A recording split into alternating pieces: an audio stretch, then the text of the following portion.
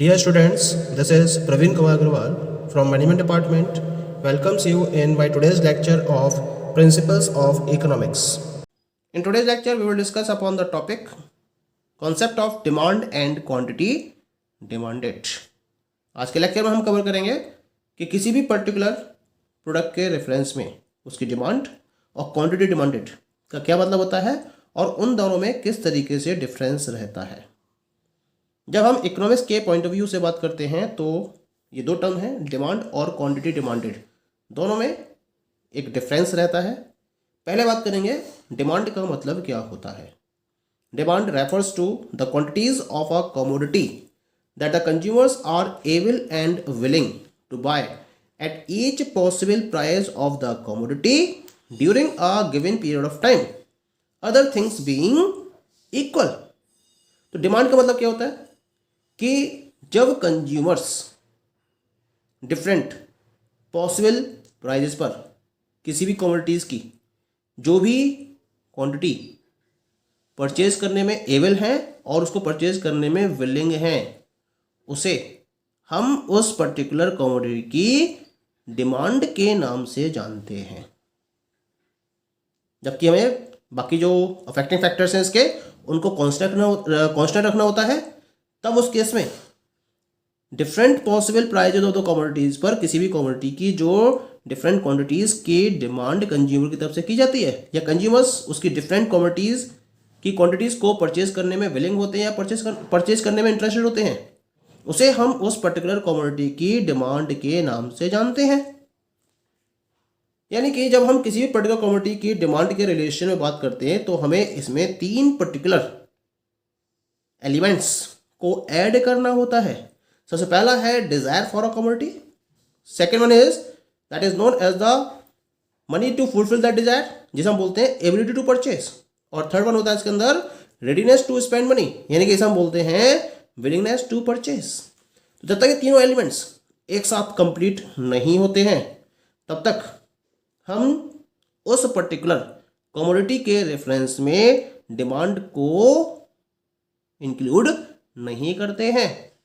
यानी केवल किसी कमोडिटी की डिजायर रखना या इसको परचेज करने की डिजायर रखना ही डिमांड नहीं कहलाती है।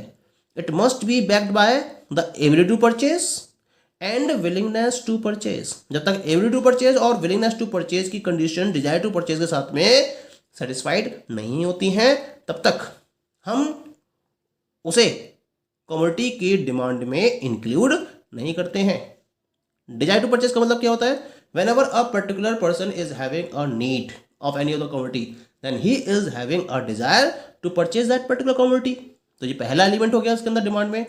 उसके बाद उससे उस पर्टिकुलर इंडिविजुअल के पास इसे परचेज करने की एबिलिटी होनी चाहिए, यानी कि परचेजिंग पावर उसकी कंप्लीट होनी चाहिए, तब यह सेकंड एलिमेंट सेटिस्फाइड होता है। और एबिलिटी टू परचेज के साथ साथ उसके अंदर विलिंगनेस होनी चाहिए, यानी कि वो उस पर्टिकुलर अमाउंट को उस पर्टिकुलर कमोडिटी को परचेज करने में ही खर्च करना चाहता है, ये उसकी विलिंगनेस होनी चाहिए। अगर एबिलिटी टू परचेज और विलिंगनेस टू परचेज है तो ये जो डिजायर टू परचेज है ये ऑटोमेटिकली डिमांड में कन्वर्ट हो जाती है। It means we can conclude that the demand may be defined as the desire to buy a commodity backed by sufficient purchasing power and willingness to spend। यानी कि demand का मतलब हुआ किसी भी कमोडिटी को बाई करने की डिजायर रखना, और ये सफिशिएंट परचेजिंग पावर और विलिंगनेस टू स्पेंड के साथ में बैक्ड अप होनी चाहिए। तो जब किसी भी कमोडिटी को डिजायर करने की को परचेज करने की डिजायर होती है और इसके साथ में कंज्यूमर सफिशिएंट परचेजिंग पावर रखता है और इस अमाउंट को इस कमोडिटी पर स्पेंड करने की विलिंगनेस रखता है, तो हम कस्टमर की इस पर्टिकुलर डिजायर टू परचेज को डिमांड के नाम से जानते हैं। Okay, now we will talk about the quantity demanded. Quantity demanded का मतलब क्या होता है? It is a particular amount the buyers are willing and able to buy at a given price during a given time, other things being equal। यानी कि किसी एक particular given price पर कंज्यूमर किसी एक पर्टिकुलर कमोडिटी की जितनी amount को परचेज करने के लिए विलिंग है और एबल है at a particular period of time, तो वो उसकी क्वांटिटी डिमांडेड के नाम से जानी जाती है, जबकि बाकी जो अफेक्टिव फैक्टर्स हैं इसके वो कांस्टेंट रहने चाहिए। एग्जाम्पल के तौर पर हम डिस्कस कर लेते हैं। अगर ₹10 पर बिस्किट के प्राइस पर कंज्यूमर्स 6 बिस्किट्स को परचेज करता है, तो ये जो ₹10 पर बिस्किट पर 6 बिस्किट्स की क्वांटिटी इसके द्वारा परचेज की गई है, इसे हम इसकी क्वांटिटी डिमांडेड के नाम से जानेंगे। क्लियर हो गया पॉइंट है ना। लेकिन जब हम डिफरेंट प्राइजेस पर कंज्यूमर्स के द्वारा परचेज की जाने वाली या जो कंज्यूमर्स इसकी क्वांटिटीज को परचेज करने में विलिंगनेस है और एबल है, और उसके हम जब डिफरेंट क्वांटिटीज का एक सेट तैयार करेंगे, तो इस सेट को हम क्या नाम देंगे? डिमांड का नाम देंगे। तो ये डिफरेंस रहता है डिमांड और क्वांटिटी डिमांडेड में। Clear? Now we come to the next topic related to demand, and this is known as the demand schedule. Schedule ये दो वेरिएबल्स या दो से ज्यादा वेरिएबल्स के बीच के टेबुलर रिप्रेजेंटेशन को डिफाइन करता है। और जब हम डिमांड के रिलेशन में बात करते हैं तो डिमांड में हमारे पास दो वेरिएबल्स होते हैं, एक तो होता है प्राइस और दूसरा होता है quantity demanded of the commodity. तो जब हम किसी भी पर्टिकुलर कमोडिटी के रिलेशन में डिफरेंट प्राइजेस पर उसकी different commodities different quantity demanded के रिलेशन को रिप्रेजेंट करते हैं with the help of the table, तो इसे हम बोलते हैं डिमांड शेड्यूल। तो simply we can say that when we represent the relation between different quantities of the commodity demanded at a different price with the help of a table, it is known as demand schedule. क्योंकि demand दो type की होती है, एक होती है individual demand और दूसरी होती है मार्केट डिमांड। यानी जब सिंगल कंज्यूमर्स की तरफ से किसी पर्टिकुलर प्रोडक्ट की डिमांड आती है तो उसको हम इंडिविजुअल डिमांड का नाम देंगे। लेकिन जब हम as a whole of all the consumers in the market किसी पर्टिकुलर प्रोडक्ट की डिमांड के बारे में बात करते हैं तो इसे हम बोलते हैं market demand.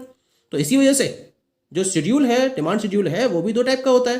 The first one is the individual demand schedule and second one is known as the market demand schedule. ठीक है, अब बात करते हैं पहले हम about the individual demand schedule की। क्या मतलब है इंडिविजुअल डिमांड शेड्यूल का? It is defined as the quantities of a given commodity which an individual consumer will buy at all possible prices at a given moment. यानी कि एक particular moment पर, एक particular given period of time पर consumer किसी एक commodity के reference में डिफरेंट पॉसिबल प्राइजेस पर उसकी जितनी क्वांटिटीज को परचेज करने में इंटरेस्टेड होता है, एबल होता है, विलिंग होता है, तो हम जब इसे एक टेबल के मीडियम से रिप्रेजेंट करते हैं तो ये बन जाता है एक इंडिविजुअल डिमांड शेड्यूल। क्लियर हुआ पॉइंट? यानी कि हम जब एक इंडिविजुअल कंज्यूमर की बात करते हैं और इस इंडिविजुअल कंज्यूमर के रेफरेंस में जब हम किसी पर्टिकुलर कमोडिटी के रेफरेंस में डिफरेंट पॉसिबल प्राइजेस पर इसकी डिफरेंट क्वांटिटीज को डिफरेंट एक टेबल के मीडियम से रिप्रेजेंट करते हैं तो हम इसको नाम देते हैं इंडिविजुअल डिमांड शेड्यूल का। The individual demand schedule can be represented on the basis of a particular table as follows. तो यहाँ मैंने एक टेबल में इंडिविजुअल डिमांड शेड्यूल को रिप्रेजेंट किया है, जहाँ मैंने एक तरफ कमोडिटी एक्स के प्राइजेस को कंसीडर किया है जिसे मैंने रुपीज़ पर यूनिट में डिफाइन किया है, और दूसरी साइड में मैंने क्वांटिटी डिमांडेड को रिप्रेजेंट किया है जिसे मैंने यूनिट्स में डिफाइन किया है। What we are seeing here, जब कमोडिटी एक्स के प्राइस ₹10 पर यूनिट थे, क्वांटिटी डिमांडेड 9 यूनिट्स की थी, प्राइजेस ₹10 पर यूनिट से बढ़कर ₹11 पर यूनिट हो गए, तो डिमांड क्वांटिटी डिमांडेड 9 से बढ़कर 8 यूनिट की, 9 से घटकर 8 यूनिट की रह गई, प्राइस 11 से बढ़कर 12 हो गए, क्वांटिटी डिमांडेड 8 से घटकर 7 रह गई, प्राइजेस 12 से बढ़कर 13 हो गए, डिमांड 7 से घटकर 6 रह गई। ऐसे ही प्राइजेस लगातार इंक्रीज हो रहे हैं और ये ₹16 पर यूनिट तक पहुंच गए, और जो क्वांटिटी डिमांडेड है वो लगातार डिक्रीज होती रही और ये 3 यूनिट्स तक पहुंच जाती है।